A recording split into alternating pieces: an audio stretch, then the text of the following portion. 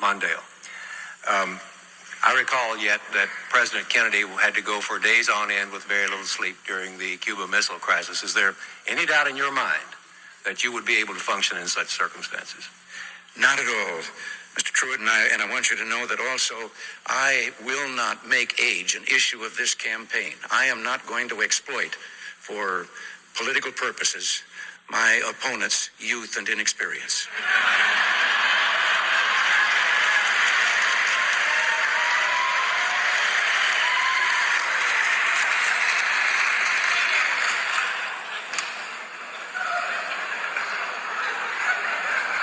If I still have time, I might add, Mr. Truitt, that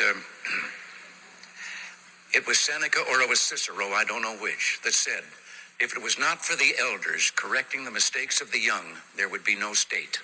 We were succeeding, and that was why the terrorist acts began. There are forces there, and that includes Syria in my mind, who don't want us to succeed. We did not engage in conflict that was out of line with our mission. I will never send troops anywhere on a mission of that kind without telling them that if somebody shoots at them, they can darn well shoot back. I'm not going to continue trying to respond to these repetitions of the falsehoods that have already been stated here, but with regard to whether Mr. Mondale would be strong as he said he would be, I know that he has a commercial out where he is appearing on the deck of the Nimitz and watching the F-14s take off, and that's an image of strength.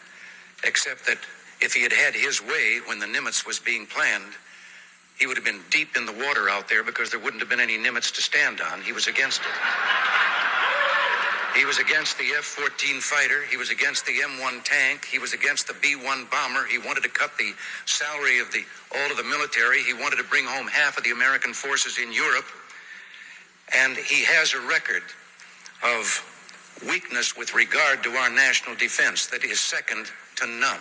Indeed, he was on that side virtually throughout all his years in the Senate, and he opposed even President Carter when, toward the end of his term, President Carter wanted to increase the defense budget.